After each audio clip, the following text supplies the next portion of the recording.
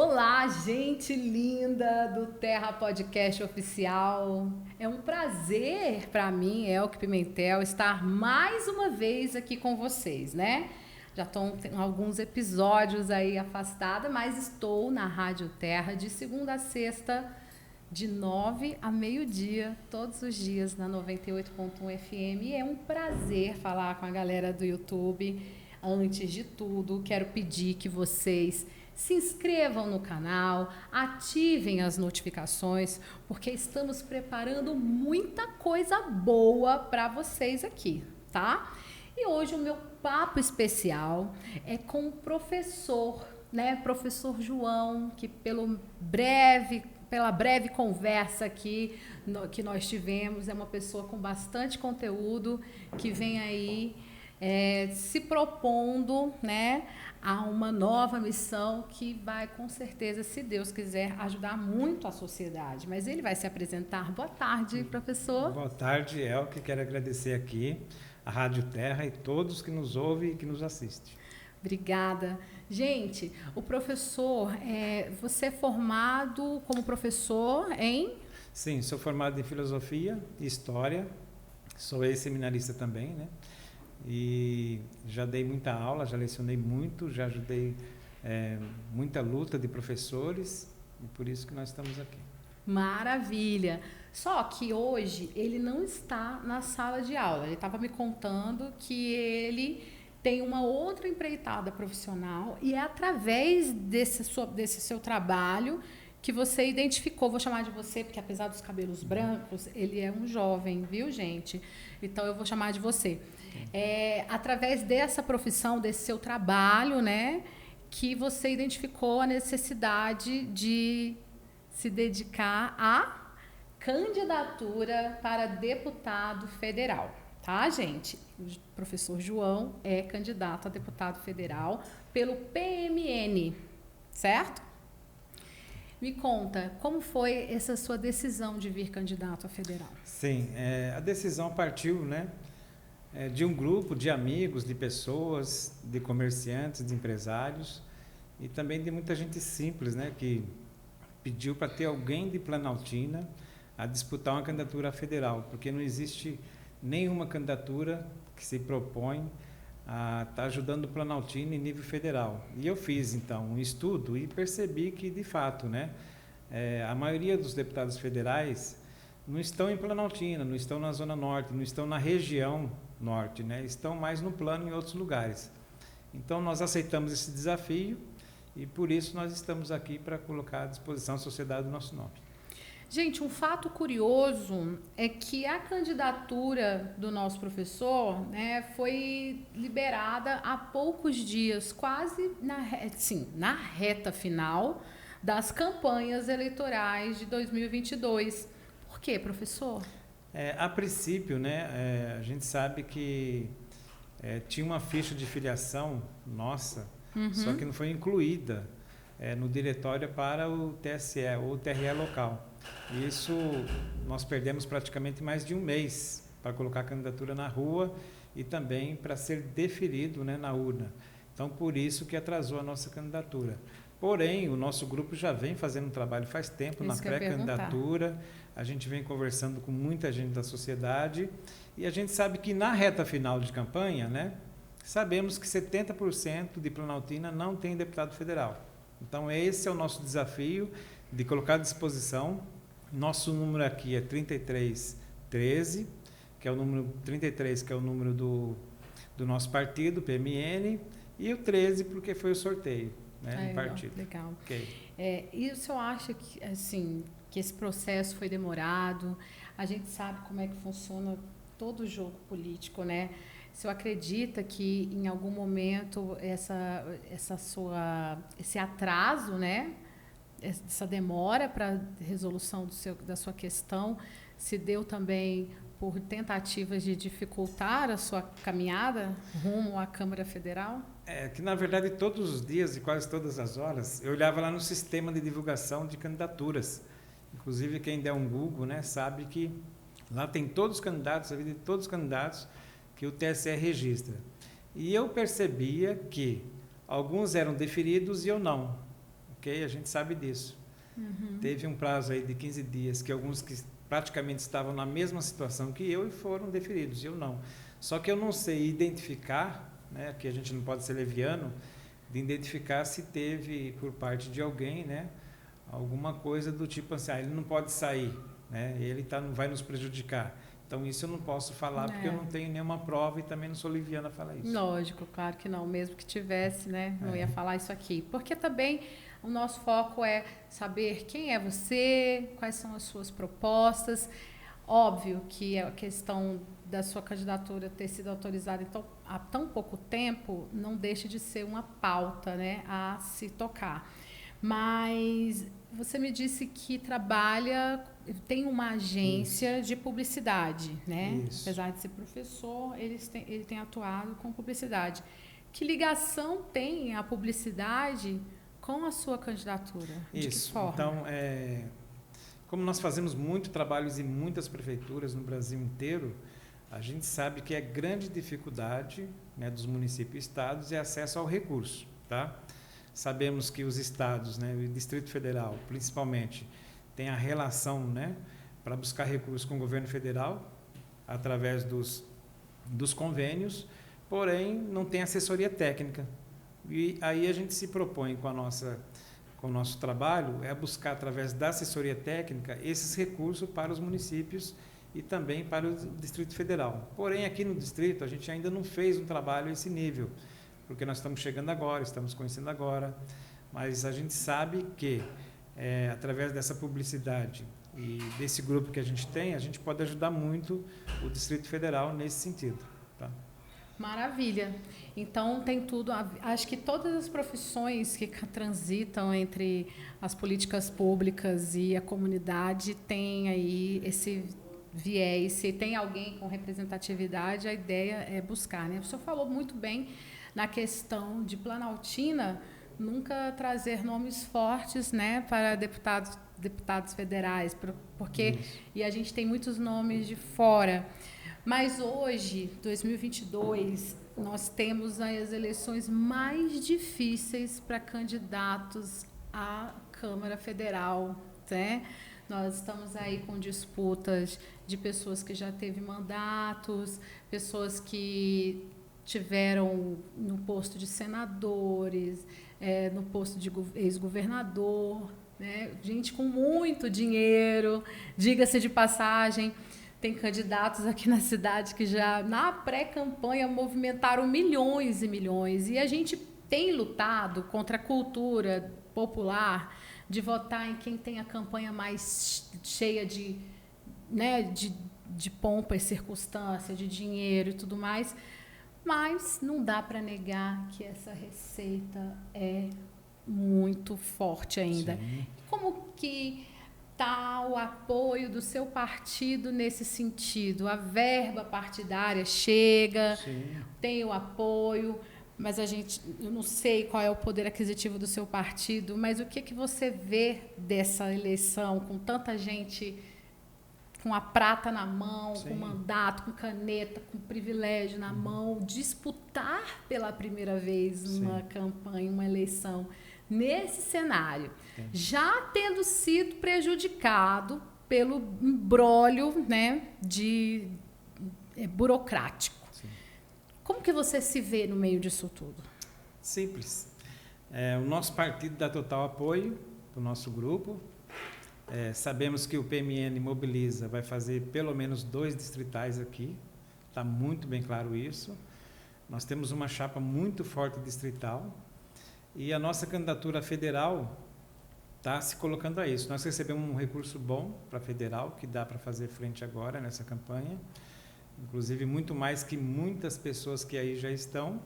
E sabemos também que muitos deputados federais, né, no passado, se elegeram sem recurso. A gente sabe disso. Tá? Então, essa é a nossa aposta na comunidade, no povo e também nas parcerias, né, que a gente fala de dobradas com os nossos distritais. Então, essa é a vantagem que a gente tem de um partido que ainda é um partido nanico, mas vamos fazer 2 distritais bem colocado, bem forte. Maravilha. Qual é, assim, a gente sabe que todo candidato ele vem com uma proposta primordial, Isso. Qual é a sua? A primeira proposta que eu quero colocar, eu já estive aqui no Hospital de Planaltina, levando meu filho. E lá eu percebi também que a demora foi longa. Como a gente trabalha com recursos em outros municípios, eu percebi que ali precisa de reformas, tá? Então, o objetivo nosso, independente de se eleger ou não, é fazer uma mobilização, primeiro, para buscar recursos para o Hospital de Planaltina. Isso dá para se fazer, a gente sabe como fazer, a gente tem articulação. Independente do governo Bolsonaro ou Lula, a gente tem essa articulação. Não é à toa que a gente está fazendo um partido grande aqui. Um outro assunto que eu acho importante, né? Você tem, por exemplo, em muitos estados e municípios, você tem as vias de acesso. No nosso caso aqui, a gente é uma cidade de dormitório. Deixa bem claro isso. A grande maioria mora aqui, mas trabalha no plano. Sim. Eu acho que tem que se fazer uma grande ação, tá?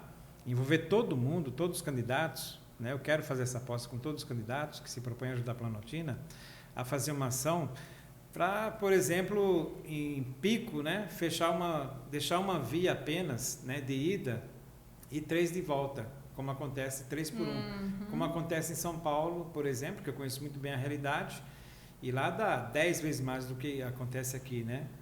E isso dá para se trabalhar fácil, é só uma questão de ajuste, conversar, né? De gestão, não gasta muito. Então eu percebi que isso pode ser conversado e feito. Então a gente vai estar à frente disso para ver se, porque a gente sabe que essa duplicação não vai acontecer daqui 10 anos. Isso é muito caro, né? Mas a gente sabe que aqui em Planaltina tem muita gente que mora aqui. E aí essas vias não dá conta, né? Às vezes você fica ali no ônibus ou no carro mais de 1 hora, mais de 2 horas já cheguei a ficar, né? Para poder ir de um trânsito a outro, né? De um lugar a outro. Então essa dificuldade a gente tem que trabalhar seriamente, né? E aí é todo mundo, todo envolvimento da sociedade para tentar resolver isso. Independente se a pessoa daqui tem relação com o governo ou não. Isso é uma questão de fato de resolver e melhorar a vida das pessoas, tá? Então eu vejo muito sofrimento do povo que pega ônibus, do povo que vai trabalhar no plano, e eu estou me propondo a isso. Eu tenho um grupo forte também que me apoia, é por isso que eu estou aqui, tá? Recebemos um recurso bom para fazer a campanha e a gente quer fazer dessa campanha um ato educativo, principalmente um ato educativo. A gente não quer só o voto pelo voto, como se propõe alguns fazerem, né? Nós queremos fazer uma campanha educativa para tentar melhorar a vida das pessoas e Planaltina, tá? Porque o voto pelo voto é muito fácil. Muitas vezes você chega, conversa, coloca muita gente na rua, você consegue o voto. Agora, fazer o que precisa ser feito, né? Colocar as propostas, eu vejo muito pouco isso. Por exemplo, nós temos 8 federais. O federal, cada um recebe, a gente sabe disso, né? De 15 a 20 milhões por ano de emendas parlamentares, tá? Fora as extras que a gente sabe. Tá? Então você coloca lá 8 deputados federais vezes, tá? 20 milhões ao ano. Tá? Você multiplica por 4.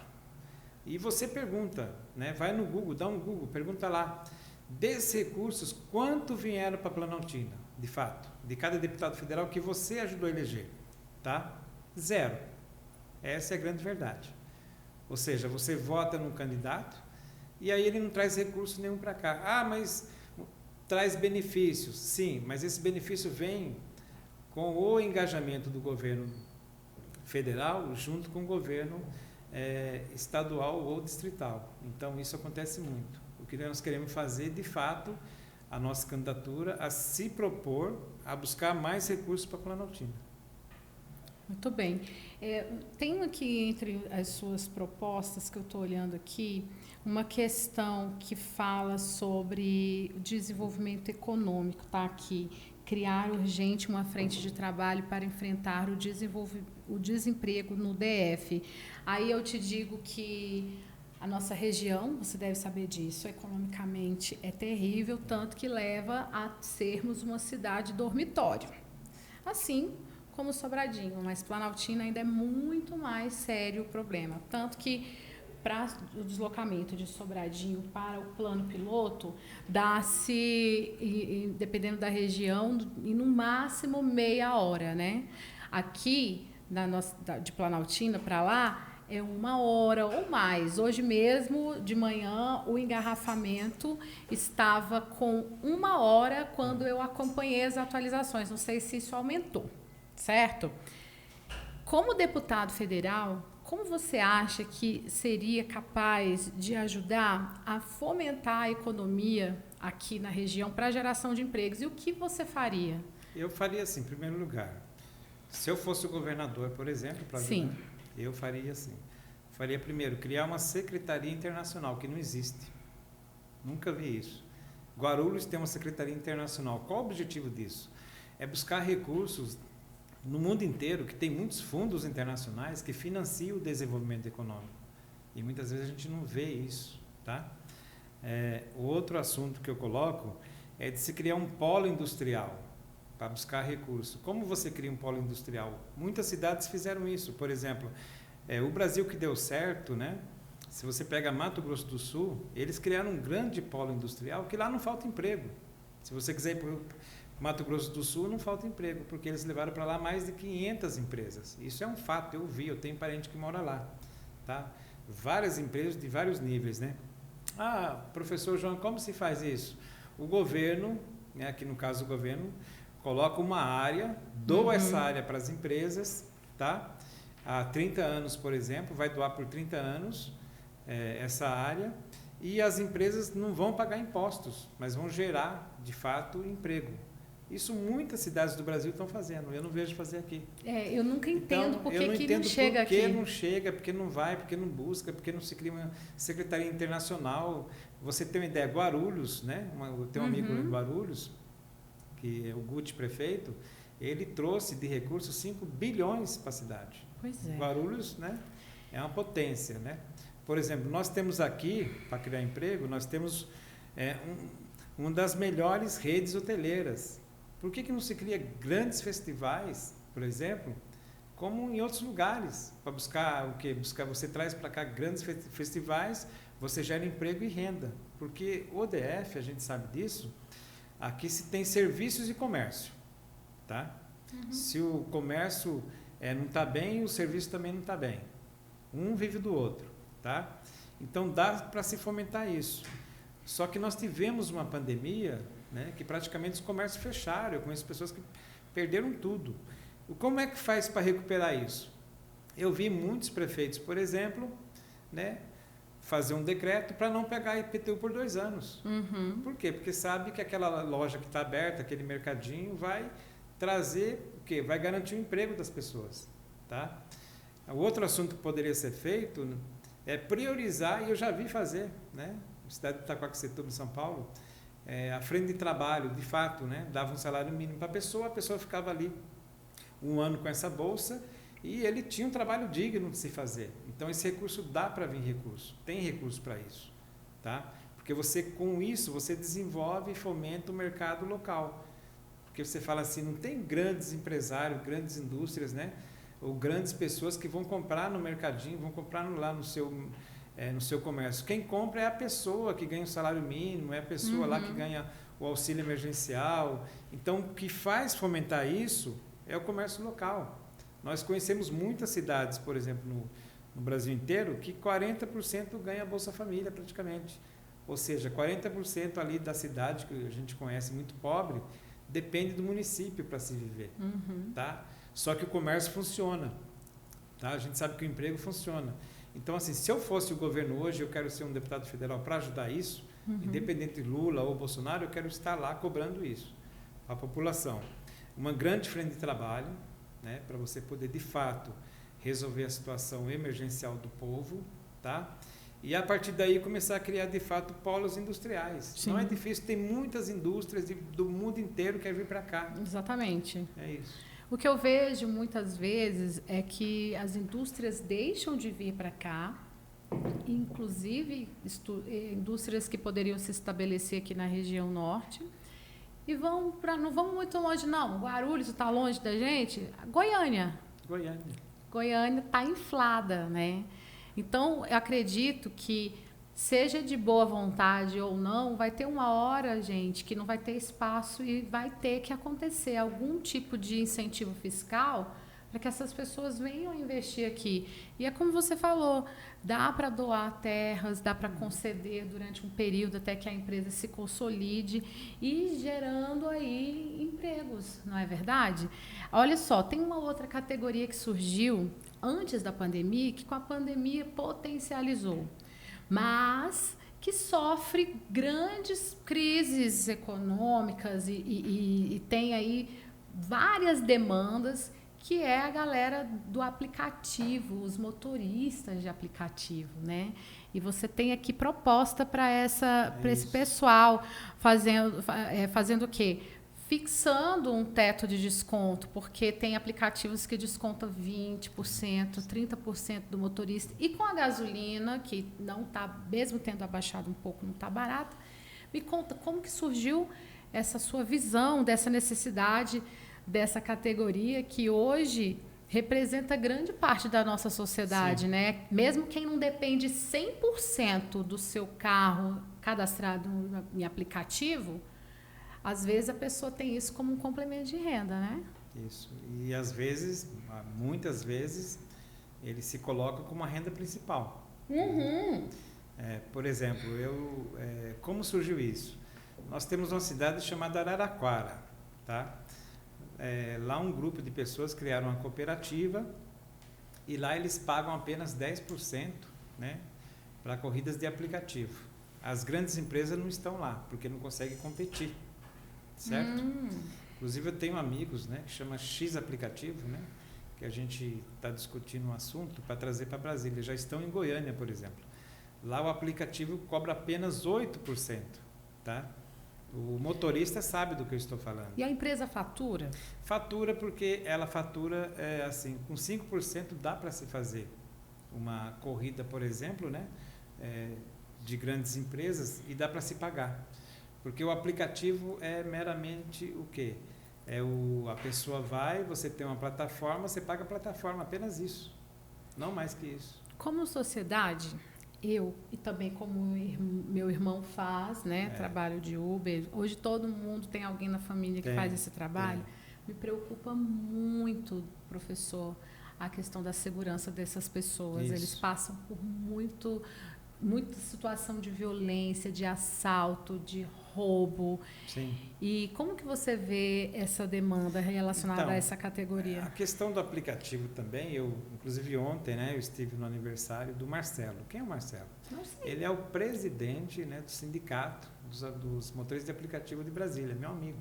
Uhum. Inclusive algumas vezes eu ajudei o pessoal na Câmara lá, com alguns trabalhos relacionados à melhoria de vida de aplicativos, né? Porque é uma coisa nova, mas também tem muita legislação a ser feita, que não existe. Exatamente. Certo? Por exemplo, você tem muito motorista de aplicativo que tem grandes dificuldades e tem que ter uma lei para pelo menos todos os carros de aplicativo, ou mesmo táxis, né, ter lá o botão de pânico. É isso que tem que ter o botão de pânico para poder resolver a vida ali numa situação difícil, né, como já aconteceu muitas vezes, né, da pessoa sofrer violência. Então é isso que tem que ser feito, só que como não tem legislação para isso, no caso nosso, é tentar buscar legislações que façam uma adequação, né, a essa nova categoria. Porque isso, por exemplo, na Alemanha, né, a gente já conhece lá, a Alemanha lá é visto, você tem carteira registrada, o motorista tem carteira registrada, né, ela tem lá o seu posto de trabalho e é vista de fato como um trabalho remunerado, como uma categoria remunerada. Só que no Brasil ainda a legislação está muito aquém disso, né? Nós aqui, por exemplo, no DF, nós temos mais de 70 mil motoristas em aplicativos, tá? Isso é uma realidade. Qualquer pessoa pode trabalhar com aplicativos, né, para buscar a renda da família. Então, nosso objetivo, né, em cima disso, é trabalhar para melhorar a vida das pessoas com leis e também com muita mobilização social. Porque sem mobilização social a gente não consegue nada. Não basta eleger, como já elegeram muita gente, E não ir lá pressionar, falar, Exato. brigar, isso não resolve, gente. O que resolve são essas categorias. Por exemplo, vou dar um exemplo, os enfermeiros, né? É uma luta grande deles. Está sendo, né? Está sendo uma luta grande, mas eles conseguiram aprovar, né, É. um piso. O STF que não está deixando, mas eles conseguiram aprovar. Então, todas as categorias têm que estar lutando para a sua melhoria. Exato. Tá? Como o Uber, né, cada um praticamente que trabalha em Uber, ou trabalha em aplicativo, né, ou 99, ou em outros, ele se sente assim, eu sou dono do meu carro, então sou dono do meu trabalho. Muitas vezes é isso. Então, ele não se organiza em sociedade. Tá? Por exemplo, terminada a eleição, independente se eu ganhar ou não, eu quero estar em Planaltina chamando um grupo de pessoas para nos reunirmos e fazer uma cooperativa, porque nós conhecemos pessoas que já fazem trabalho a esse nível. Então, esse é o nosso objetivo, porque a gente vê que a gente mora aqui, a gente tem amigos que trabalham com aplicativos, a gente sabe que não tem emprego para todo mundo, né? E tem gente que é muito bem remunerado no aplicativo. É verdade. Eu tenho amigos, por exemplo, trabalham em aplicativo em Ilhéus, eles já chegaram a ganhar R$2.000 por dia, não é por mês, não. Olha, eu vou falar uma coisa para você. Eu já estive aí em situações, pensei muito Sim. em cadastrar meu carro em É, algum aplicativo, mas eu morro de medo. Principalmente, além de ver todas as notícias, tem o fato de ser mulher, eu tenho medo. Não vou garantir que, de repente, se eu for dirigir, igual tem aplicativo que é só para mulheres, e mulheres só carregam mulheres, quem garante, né, que não vai entrar uma mulher cúmplice de qualquer outra pessoa que está do lado de fora? Enfim, essa questão da segurança ela é muito séria e essa categoria merece toda a atenção. Agora, tem uma outra coisa aqui que eu bato nessa tecla quase todos os dias no programa da rádio, porque esse governo não construiu nenhuma creche. O governo passado entregou 6 creches que tinham sido deixadas já em fase de acabamento pelo governo anterior, que teve todas as suas precariedades e o ex-governador da ocasião enfrenta processos aí até hoje, mas entregou 46 creches naquele pleito, né, naquele mandato. Você fala aqui de creche, né? E eu sei que essa pode ser uma proposta muito relevante para um candidato a deputado federal. Por quê? A demanda de creche, ela é algo de extrema responsabilidade do executivo, ou seja, do governador. Mas os deputados federais também podem ir lá acessar o fundo, tratar de toda a execução e buscar a verba e tudo. Os distritais não podem. Eu sei disso porque eu escutei de um distrital que foi atrás disso e, pasmem, ele descobriu que nesses 4 anos do atual governo, nenhum federal foi lá saber como é que fazia. Nós estamos encerrando 4 anos com milhões em verba parada, que seria para destinação de construção de creches. E é todo dia a gente vê nos jornais, a gente vê relatos de pessoas da comunidade, mães, passando por situações mais diversas, entre elas até abuso sexual de seus filhos, porque deixou com alguém que essa pessoa expôs a criança em uma situação de risco, houve, né, ou susto ou até mesmo a consumação da violência. Tudo que poderia ser resolvido com construção de creches. Então, me conta mais sobre como você desenvolveu essa proposta, como você pensa em executar, por que ela está aqui no seu planejamento. Então, com esses trabalhos em muitos municípios, nós percebemos que não basta apenas construir a creche, né? Eu sou da seguinte opinião: se você não consegue construir algo, você tem que, pelo menos, amenizar isso. Proporcionar alguma coisa. Por exemplo, você pega a cidade de São Paulo, grande cidade de São Paulo. A maioria das creches lá são todas creches terceirizadas. Particulares. Tá? Aqui vocês chamam particulares, lá nós chamamos terceirizadas. Isso. Então, isso é um fato. Se não constrói creche, o que acontece? O candidato, ou se não o governo, ele vai ser prejudicado. Ele não consegue mais recursos.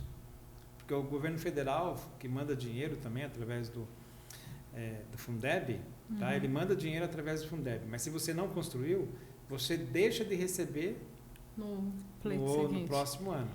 Mesma coisa é a saúde, né? Se você deixa de receber a saúde, se você não executa, por que você vai querer outros recursos? Possivelmente o governador que vier agora vai ter dificuldade em construir creche. Isso. Então, nesse caso aqui, se você não usou esse recurso, você perde praticamente um ano lá na frente. Você deixa de receber, tá? Então, qual é a nossa proposta, né, nesse caso? Né? Vocês falam muito em creches particulares. Como não se tem creche, então você tem que incentivar as creches particulares. Não tem outra forma.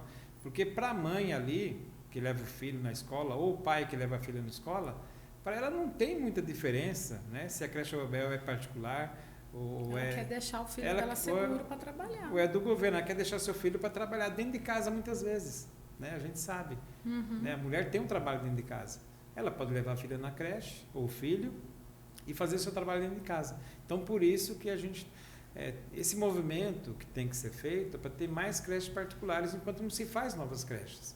Né? Nós temos essa opinião. Por exemplo, eu conheci um prefeito Júlio, né? Ele governou a cidade de Petrolina.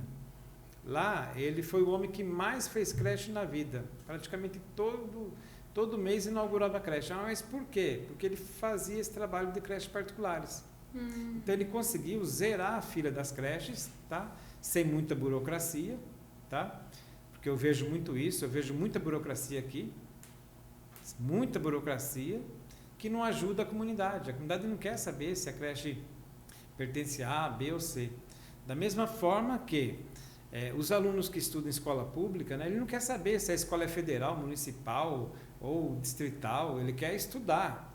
Então, é essa visão que a gente tem que estar colocando, principalmente, a gente vai trazer isso para o debate mais para frente, e a gente vai tentar encaminhar o assunto da creche. Agora, eu acho que tem que se fazer também, as mães, em outros lugares. Por exemplo, em muitas cidades que eu conheço, em alguns estados, as mães se organizam em grupos, né? Se organizam em associações e vão cobrar dos seus representantes, coisa que eu não vejo aqui muitas vezes. E é no princípio do mandato, né? Não adianta pode chegar ser no qualquer último dia, ano. qualquer hora. Por quê? Porque o dinheiro que iria para a creche é o dinheiro daquela mãe que vai comprar alguma coisa no supermercado, que paga o imposto. Né? Então, dessa forma que a gente quer estar fazendo um trabalho para organizar as mães também nesse sentido. É muito trabalho? Mas nós temos muita gente ao nosso lado em favor disso. Legal. E eu já vi acontecer em muitos lugares do Brasil, tá, a luta ser vitoriosa. Legal. Eu já vi um parlamentar da Câmara Legislativa questionar nas escolas certas obras, né? Por exemplo, quadra, dependendo de onde se construir a quadra da escola, final de semana a comunidade poderia ter acesso àquele equipamento, né? Dependendo de como fosse feita a construção, às vezes isso, com a proteção de um muro e a abertura de um portão que dá para a rua. Enfim, aí eu vejo aqui você colocando um programa Escola Aberta aos finais de semana. Não sei se a sua visão é semelhante a essa que eu acompanhei, mas tem comunidades que não tem nenhuma quadra, não tem nenhum equipamento esportivo nem de lazer para a criançada no final de semana. Seria isso ou vai além disso? Não, vai além disso. Né? De fato, é para o governo criar um programa, tá, de escola aberta. Né? Isso tem milhares de exemplos. Né? Um dos primeiros exemplos é do senhor Leonel Brizola, que já falecido. Ele criou o CIEPS no Rio de Janeiro. O que seria o CIEPS? Ou o CEL da Marta Suplicy em São Paulo? É se criar nos lugares mais pobres, né, do DF, são grandes equipamentos para você ter lá muitas atividades aos finais de semana. Por quê? Porque os alunos, a comunidade, em lugares assim, não se tem muito acesso à cultura, não se tem acesso ao lazer, não se tem acesso ao esporte. Então, o objetivo, né, e eu vi muitas comunidades, né, participarem disso, o objetivo é trazer a comunidade junto a essa organização do equipamento escolar. Algo que eu não vejo aqui. Por exemplo, eu como professor, como eu conheço muita gente, eu jamais deixaria uma escola aberta aos finais de semana. Como é que a gente paga isso? Simples. Você cria de fato um programa aos finais de semana, você paga as pessoas, paga monitores, coisa que acontece em São Paulo, e é coisa simples, é só pegar um avião e ir lá e ver como é que acontece. Você destina um recurso para isso, na LDO, e a partir daí você busca a comunidade, o que vocês querem fazer aqui? Cada comunidade tem uma realidade. Por exemplo, eu conheço na Zona Leste de São Paulo, lugares que lá você tem natação, piscina, teatro, você tem quadro de skate, você tem várias atividades todo dia. Né? Então a comunidade se envolve, mesmo porque a escola é dela. A escola não é do governo. Tá? Você tem, inclusive, alguns lugares que você tem muitos cursos na escola à noite. Né? A gente viu isso, conheceu, sabe como é que funciona. Agora tem que ter esse tato da comunidade. A comunidade precisa mais o quê? Né? Então, por exemplo, aqui em Planaltina, se eu quero fazer um movimento para se ter um conselho de administração, que não tem. Né? Então, gostaria de ajudar a criar essa lei. Por quê? Porque, por exemplo, muitas vezes você tem lá a administração de Planaltina, fica lá as pessoas trabalhando, só que não se tem um conselho, o que nós podemos fazer ou não fazer. Tá? Então, essa dificuldade é muitas vezes que eu vejo que dá para se resolver. Certo. Buscando, conhecendo, trabalhando, ou para não ficar só nas costas de um distrital que se elegeu e a cobrança acaba vindo com muita força. É isso. Eu vi aqui um tema aqui nas suas propostas que me leva a uma pergunta e logo em seguida virei a outra, porque essa é a pergunta que fazem a todos os candidatos que vêm nos estúdios da rádio. Ali durante a semana, a gente tem um programa de 11 a meio-dia que a comunidade participa perguntando: o que o senhor acha da educação integral, em tempo integral? Essa é a pergunta de 1 milhão. Né? Essa é a pergunta de todo dia. O mais importante é buscar financiamento da educação. Certo. Eu acho que é o primeiro passo, né? Porque você não pode gastar, você não pode construir propostas sem ter, de fato, um orçamento para isso. Em alguns lugares, né, as pessoas pensaram e sobre a escola de tempo integral, que é, de fato, um objetivo de todo educador, de todo mundo da comunidade escolar pensa nisso. Um dos alunos fica ali, né, estudando, professores trabalhando, você fica ali o tempo todo, a vida inteira. Só que não se tem recurso para tudo isso. Essa é a grande verdade. Tá? Então, os governos, né, no caso do Distrital Federal, têm que buscar recursos para ampliar a escola de tempo integral. Porque você não pode simplesmente fazer um projeto de tempo integral, você tem que também buscar a receita. Seria uma escola, plantar outra... seria um programa, por exemplo, em grandes cidades, né, tem cidades que atingiram 50%, 40% de escola de tempo integral. Né, mas 100% hoje, apenas Paulínia, que é muito rica, que eu conheço lá, Paulínia, conheço algumas cidades ricas, porque recebe royalties, petróleo, então fica muito fácil. Tá? Agora, se o governo depender só do IPTU e ISS e governo federal, né? aí não consegue implantar a escola de tempo integral. Mas então, eu sou a favor. Eu sou muito a favor. Aliás, eu sou a favor. Sou Super. apaixonado por essa ideia e tem que ser colocado em prática, né? Por exemplo, se um governante resolver o problema da saúde e da educação, tá? Eu acho que isso seria assim, praticamente 50% do mandato colocado, do mandato aprovado para a população. Então, só que isso a gente não vê, não consegue enxergar. Por exemplo, tem algumas prioridades que eu acho que tem que ser, no momento, né? De emprego e renda, educação. Muitas vezes eu saio por aí, vejo nas escolas, os alunos vindo e voltando. Como eu sou professor, eu fico pensando, meu Deus, o que esses alunos poderão fazer no futuro aqui? Porque aqui você não tem indústria. Aqui você não tem campo de trabalho, né? Aqui você não tem grandes alternativas de lazer. Aqui você não tem alternativa de esporte. Então, eu fico imaginando, por exemplo, esse aluno que sai da escola, né, vai sair da escola, vai fazer o que da vida, né? Sem emprego. Então, a gente pensa nessas... E somos sensíveis a isso, né? Sim. E as pessoas têm que ser. E tem que buscar, assim, eu sou da opinião de todo mundo se juntar, abraçar e buscar alternativas para resolver. E não só, aquele não fez, deixou de fazer. Não, vamos buscar alternativa para resolver. Por exemplo, eu tenho uma proposta, depois da eleição, juntar todos os candidatos que falaram com todo mundo, de tentar fazer um grupo para ajudar a Planaltina. Não só apenas na eleição, mas ajudar em outros meios, outras formas, né, para trazer recursos para cá, trazer outras ideias. Tem muita coisa para ajudar Planaltina, Não, você sabe. estamos começando, nós temos um grupo bom. Ai, meu Deus, é muita demanda. Agora, atrelada à questão da educação, outro tema que foi muito polêmico nesse período que a gente está vivendo é a discussão de gêneros nas escolas. Como Isso. você vê isso? Eu acho que a escola, o Estado, vamos falar do Estado. Eu acho que o Estado, né? Você tem um Estado e você tem um governo. Uhum. O governo é o que governa o Estado. Eu acho que é um tema que, no meu caso, eu não colocaria na escola. Tá? Eu não colocaria isso mesmo porque quando você começa a discutir gênero ali, tá? Você já coloca uma pauta que muitas vezes é da família. Tá? Então, é uma coisa da família, certo? E muitas vezes a escola não está preparada para isso. Ou muitas vezes os diretores não estão preparados para isso. Dependendo da orientação sexual do professor, isso, influencia. Muitas vezes o professor não está orientado para isso, não tem orientação. Então, a escola ainda não está preparada hoje para esse tema. O governo não está preparado para esse tema.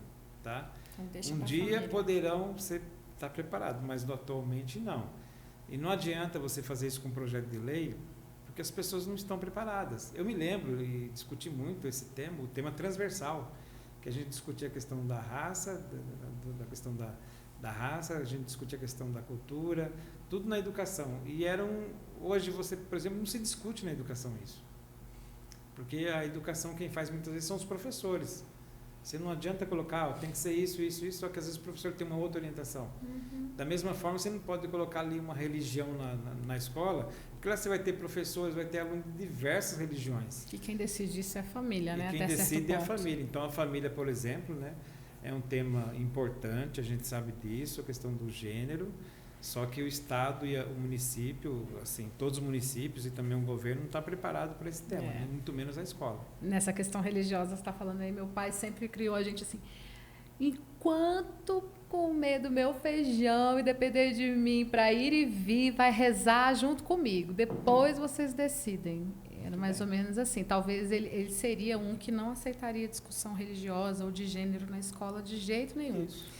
Agora, quer falar? Pode mesmo concluir, que eu tenho outra pergunta. A gente sabe que a educação hoje em dia, né, com os meios de comunicação, com acesso, né, à comunicação, a gente sabe que não é só a escola que educa, né? Hoje você tem aí várias plataformas, né, YouTube e outras, que muitas vezes educa muito mais do que a própria família. E a família tem que ficar de olho. E a família tem que ficar de olho. Por exemplo, a gente tem filhos e filhas, enfim. E a gente sabe que eles conseguem atingir muito fácil uma população. É verdade. É verdade. Agora, um outro tema que eu vi também muita gente ganhando votos, né, com esse posicionamento e perdendo votos. Os saidões, esses direitos, né, que os presos adquiriram de ir e vir. E que esse ano, não lembro agora a matéria que eu li, a pesquisa, mas os dados eram que o levantamento feito gerava 9 benefícios por ano dos presos aqui do Distrito Federal, por exemplo. Como que o senhor vê essa questão dos saidões? Eu sou radicalmente contra isso. Ponto. Né? Eu não vou explicar porque é um tema jurídico, né, do Estado, de direito, mas eu não consigo enxergar, por exemplo, qual é o benefício que tem nisso para a população. Então, primeiro, todo governo tem que pensar na população, e não numa minoria. Então, por isso eu sou contra esse tema. Exatamente. A gente sabe que muitas vezes, né, eles reincidem já nesse período que eles estão ali naquele benefício de poucos dias e às vezes, quer dizer, a maioria não volta, né? Não volta. Evade. Tá. Ainda volta. Aí a gente vai e volta, gente, é uma loucura isso aqui. A gente vai para educação, vem para segurança pública, entra em economia, mas podcast é isso, né, Brasil? Então, uma pergunta aqui: destinar para construção, recursos para construção da Universidade Federal de Planaltina e região. Muita gente fala assim, João, mas você tem essa proposta? Tenho. Por quê? Porque eu acompanhei muito bem. Vocês podem dar um Google, né? Coloca assim, Universidade Federal da Zona Leste de São Paulo. Lá nós tivemos uma luta muito grande e conseguimos implantar um curso, né? O município cedeu o terreno e na época a gente estava trabalhando e ajudamos muito aquele movimento à época. E outra universidade, vocês podem dar um Google, que é a Universidade Federal de Diadema também. Tá? O que a gente percebe? Nós temos assim uma visão que eu estou conhecendo muito, né? A gente vai andando, conhecendo, trabalhando, fazendo campanha e a gente consegue enxergar que as melhores universidades de Brasília ficam no plano piloto. Tá? Só que a grande população não está no plano piloto. Essa é a grande verdade. Verdade. Por que será isso? Por que será que escolhe as melhores universidades de colocar lá? Por que não se coloca, por exemplo, universidades como Planaltina, como Ceilândia e outras, né? Por quê? Universidades? Por que será? Então, algum interesse tem. Então, o que acontece? Você elege, então, um deputado federal, daqui de Planaltina, ou de outras cidades, e eles vão lá no governo federal, buscar recurso para construir o quê? Construir universidades federais lá do plano. Simplesmente isso. Então, essa ordem que nós temos que inverter. É essa ordem que nós temos que trabalhar. Eu já vi acontecer, já vi como é que se faz, tá? E tudo isso depende de lobby. Você vai, conversa com quem tem acesso, né, a isso, aquilo e vai construindo. Por exemplo, se eu fosse o governo hoje, eu não construía uma universidade federal, uma universidade pública, como está se propondo. Eu pegaria todos os recursos, jogava tudo na creche, construía mais creches, tá? Porque a universidade federal, a universidade pública, né, são outros recursos e o governo federal que tem que ajudar muito mais. Então, esse é o grande nosso desafio. Tá? Como é que se começa isso? Com luta. A gente se vê com luta. Tem gente que quer lutar? Quer. Hoje você pode fazer, junto os alunos, como fizeram na Zona Leste. Vamos construir, então, lutar por uma universidade federal. Consegue. Lá fizeram vários cursos, está lá a universidade funcionando. Certo? Porque eu vejo aqui em Brasília, né, e no DF, que não se tem muita luta. Aqui não se tem luta pela terra, pela moradia. Aqui não se tem luta pelo pessoal dos aplicativos. Aqui não se tem luta, né, pelas mulheres, né, que tem creche. Talvez elas... vamos fazer esse movimento. Então, tem que se criar movimentos. Eu sou a favor disso. Tá? Conversas, né? Conversas, movimentos para pressionar o poder público para, de fato, acontecer aquilo que elas querem. Né? Há quanto tempo o senhor está em Planaltina? Estou desde 2010. 2010, tá. Uns 12 anos. Isso. 12 anos. Então, você sabe muito bem o câncer que é o Hospital de Planaltina na nossa sociedade. E qual é a falha que você acha que está há tantos anos, entra governo, sai governo, e a gente está encerrando mais um mandato de executivo daquela forma lá que está? E como você poderia ajudar como deputado federal?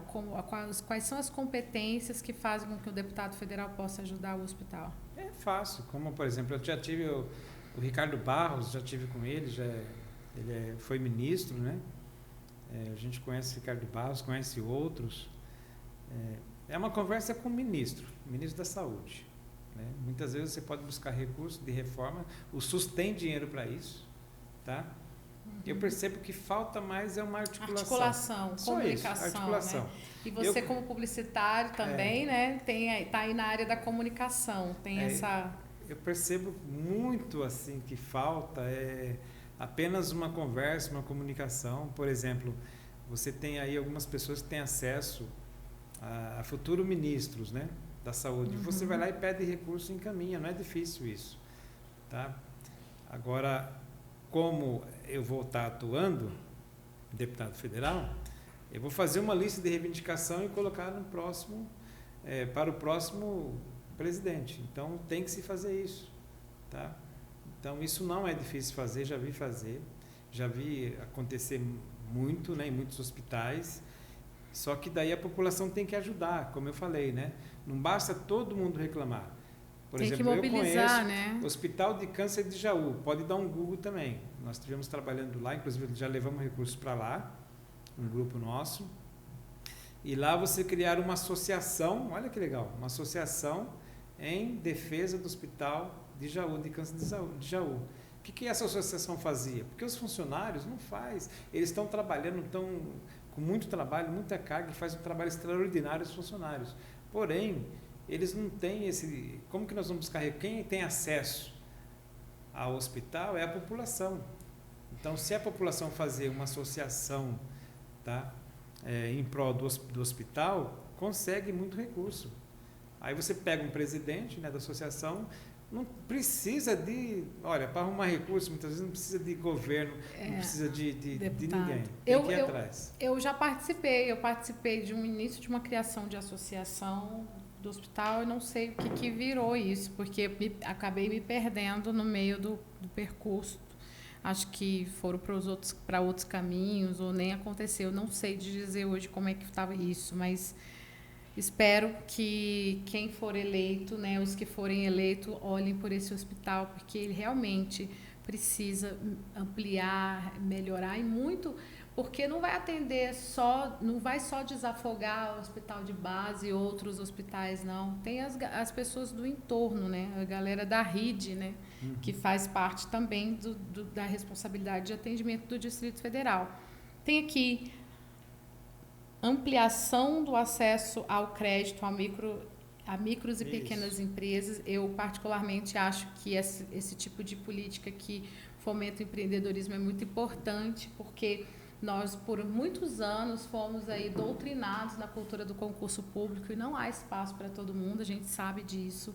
Nem todo mundo que é super capaz vai entrar, e a gente precisa gerar outras fontes de economia para Brasília, né? Então, isso aqui é muito bacana. Como que seria isso? O que está por trás desse seu pensamento? Assim, nós temos aí um grande banco nacional que chama BNDES. Tá? São recursos, né, de muitas empresas, né? E também são recursos que vai para lá do FGTS, do trabalhador brasileiro. Então, tem que se criar aí, no caso, um programa para justamente privilegiar nesse sentido as micros e pequenas empresas e empreendedores, algo que não se tem. Esse banco, por exemplo, o trabalhador ele paga o FGTS, e quem pega esse recurso são as grandes empresas nacionais. Tá? Então, esse é um grande debate que está se fazendo hoje, né? Porque quem mais move a economia são os micros e pequenas empresas, que dá mais emprego. Tá?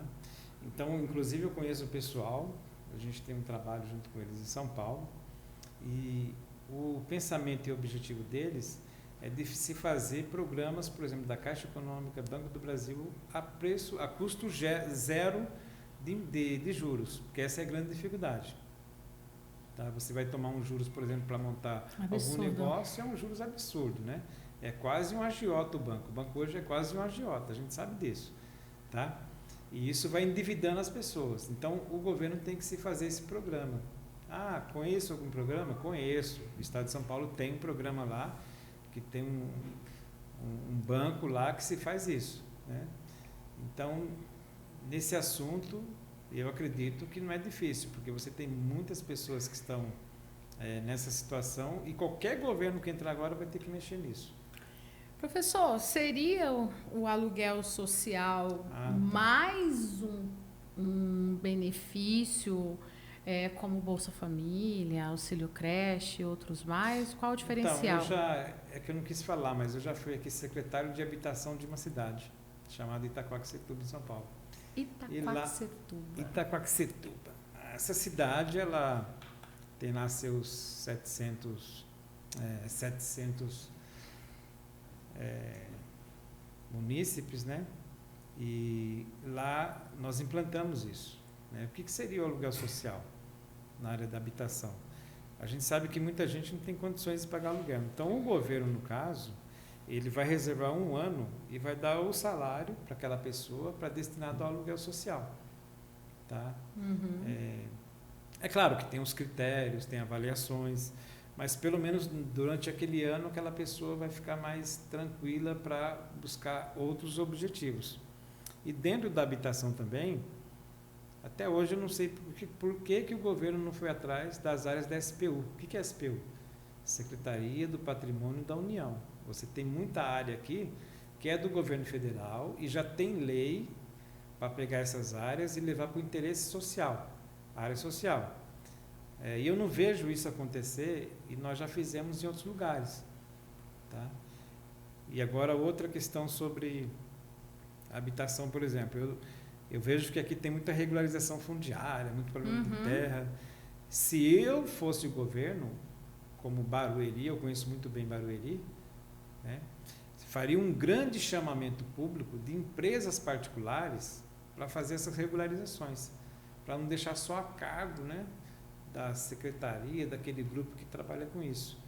Ah, mas quem que vai pagar? Você cobra o quê? Você vai cobrar uma taxa de melhorias, tá? Para a pessoa poder fazer a regularização. Então tem alguns acessos, né? Você como deputado, você tem que ter lá milhares de projetos de lei que beneficiem a sociedade. É isso que a gente quer fazer e trabalhar. Maravilha, gente. Não parece, mas já tem 1 hora aqui da nossa conversa, para você ver como o tempo voa, né? Professor de História e Filosofia, casado, né? Casado, tem filho. Filho chamado Bernardo tem 9 aninhos. Mestrado em Políticas Públicas. Geralmente quem estuda políticas públicas tem aí essa vocação. Ele é morador de Planaltina, é candidato a deputado pela primeira vez, né? Como ele mesmo colocou aqui, já viu muita coisa e se sente preparado para isso. E tem um termo aqui muito legal, porque o morador de Planaltina conhece bem o deputado Copa do Mundo. Isso. Que só aparece de 4 em 4 anos para pedir o voto. Você coloca aqui o seu telefone para contato, né, para sugestões e críticas, é o 61 999 27 97 22. E tem uma outra questão que não está aqui e que eu, como mulher, né, que represento mulheres, acabo representando mulheres por conta do meu trabalho, né, com comunicação aqui na rádio todos os dias e também por fazer parte de alguns projetos nacionais e também aqui a nível de Distrito Federal de mulheres empreendedoras, né? Eu dou palestra, dou mentorias e tudo mais. Você sabe que a nossa cidade, nossa região aqui de Planaltina, região norte, está entre os 3 primeiros lugares mais perigosos para uma mulher viver, né? E dentro de todas as necessidades e discussões, existem outros equipamentos de mulheres que a gente precisa ter aqui, mas uma coisa que é muito solicitada é uma DEAN. Né? A gente sabe que cada delegacia tem um núcleo de atendimento à mulher, mas a gente vê como que funciona uma DEAN e como que funciona o que nós temos aqui, e a gente sabe que se tivéssemos uma delegacia especializada voltada para a mulher, talvez fosse mais abrangente esse acolhimento, esse atendimento, né? E a gente sempre pede para a região norte, quem mora em Sobradinho quer em Sobradinho, quem mora no Pará quer no Paranoá, quem mora em Planaltina quer em Planaltina. Como que você vê essa questão da violência contra a mulher e o que mais é possível para se evitar? Eu vi uma matéria esses dias no jornal muito legal, onde uma mulher fala: por que não adotamos o sistema de tornozeleira eletrônica para quem está cumprindo a medida protetiva de não se aproximar da mulher? Né? Foi uma ideia, achei bacana essa ideia. Assim como eu acho que há necessidade de uma DEAN. E você, como postulante, né, à Câmara Federal, como que você vê essa questão das mulheres no seu mandato? Sim. A gente conhece a Lei Maria da Penha. É uma lei que existe, só que ainda ela não foi toda normatizada.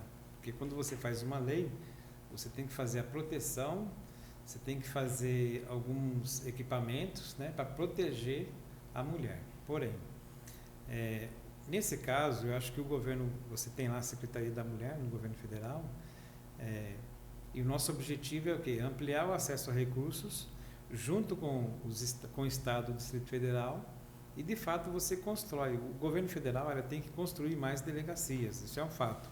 Porém, mas quem cuida da situação efetivo, da segurança, do efetivo, são os policiais. Não tem jeito, são ali o distrito, Os agentes. tá? E muitas vezes foge da nossa alçada. Porém, você pode ajudar via os deputados distritais daqui a se colocar de fato algumas leis e ampliar o acesso às delegacias, como tem em outros lugares, tá? Só que muitas vezes a mulher mora 10 metros da delegacia e ela também sofre violência, né? Então apenas a delegacia não resolve. Então tem que se buscar um meio, uma forma de como proteger a mulher, né? Porque eu acho que isso vai muito através da educação e de fato da punição, né? Punição mais rígida, né? Isso que não acontece, infelizmente, no nosso Brasil. A pessoa vai, ela agride, né? Ou muitas vezes mata uma mulher, só que muitas vezes ela sai ali, né? Como se não aconteceu nada, né? Fica ali 2, 3 meses preso, né? Então, o Brasil ainda está fazendo as leis. Não se tem uma lei complementar sobre esse tema. E quem tem que se criar não é apenas as mulheres, é homem e mulheres, né? A gente sabe disso, tá?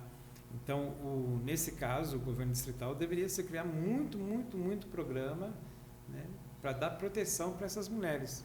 Ou uma forma, por exemplo, tem mulher que ela não sai de casa porque não tem renda. Ou muitas vezes ela não consegue fazer, ela sofre a violência e tem uma dependência financeira. Por exemplo, você vê que muitas mulheres que têm uma vida financeira melhor, ela sai da casa a hora que ela quiser, né? E a gente não vê isso na população mais pobre. Então, o governo, por exemplo, junto à Secretaria da Mulher, tem que se criar muito mais políticas públicas para essa faixa, para fortalecer, para trabalhar. E a gente sabe que é um tema que todo mundo, por exemplo, passa por isso, não tem jeito, tá? Só que quando a gente fala de governo, ele vai privilegiar outras áreas e não a área de mulher, né? A gente sabe disso. Ou, por exemplo, você cria uma secretaria, mas a secretaria não tem muito poder, ao mesmo tempo não tem muito recurso, tá? Então, nesse caso, apenas a delegacia não resolve, tá? A delegacia, é a creche. Isso, tem que se criar uma coisa articulada. Para as empreendedoras é a linha de crédito, isso. E aí vai, né? Então tem que ser porque assim, o governo federal e o governo do distrito, ela tem que criar uma rede de proteção. Eu sempre falo isso e já vi acontecer muito. Se ela tem uma rede de proteção, ela consegue, não só homem, não só mulher, mas homem também, consegue de fato trabalhar, construir a sua família, mas ao mesmo tempo ela consegue se planejar para o futuro, tá? Então isso, como no nosso estado brasileiro, nós não temos uma rede de proteção, é aquilo que o Suplicy falava, né? A renda mínima, né? Se todo brasileiro recebesse uma renda mínima, muitos problemas, né? No caso, violência contra a mulher, não apareceria, vamos dizer assim, tá? Ela resolveria de outra forma. Então, qual é o nosso objetivo, né? É articular no governo federal, junto com as meninas que lá já estão, que nós conhecemos, mais políticas públicas, mas também articular no distrito para que, de fato, as coisas aconteçam aqui. Maravilha, gente. Eu quis, assim, conduzir nossa conversa bem em cima das suas propostas, né? Porque haja visto que a sua campanha foi autorizada há alguns dias atrás, né? Precisávamos que você que assiste aí ao Terra Podcast tivesse real conhecimento das propostas do professor João.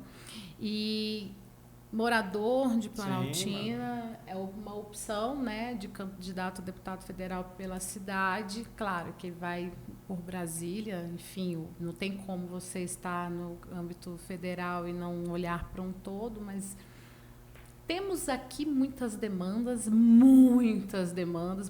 carência, muita necessidade, mas a gente sabe que algumas delas usa-se a desculpa de que a gente precisaria de um interesse federal, de um deputado federal que pudesse nos apoiar. Tanto que quando vem um deputado federal e faz qualquer coisa aqui, a pessoa baseia no pleito seguinte sua campanha praticamente em cima daquilo, porque é tão raro a gente ser atendido que quando atende uma demanda ou outra está já captando voto. Infelizmente é isso. Então fica aí a nossa contribuição para o nosso público, de trazer uma pessoa para que vocês possam conhecer. Eu vou dar a palavra para ele, né, dar o recado dele para vocês, para tudo que ele quiser falar aqui. E também te peço que nessa sua conversa, nesse seu diálogo que vai acontecer com aquela câmera ali, como se você estivesse falando com o público de casa, você passe os seus contatos, redes sociais, de que podem pesquisar a seu respeito para te conhecer melhor. Sim. Então, eu sou o professor João, né? O meu número é 3313. Você procura lá professor João no Instagram, 3033, que vai achar. E o nosso objetivo é, de fato, caminhar junto com a população de Planaltina e fazer um bom mandato, né? Sendo eleito um bom mandato, não sendo eleito, a gente vai estar da mesma forma trabalhando, buscando recurso e ajudando a cidade de Planaltina. Tá? Só isso. É isso aí, gente. Olha, foi um prazer estar com vocês aqui, conversar com o professor João em mais um episódio do Terra Podcast. Já falei, né? Não deixe de assinar o canal, ativar o sininho para as notificações. Segue a gente no Instagram, Terra Podcast Oficial. Um beijo e até a próxima.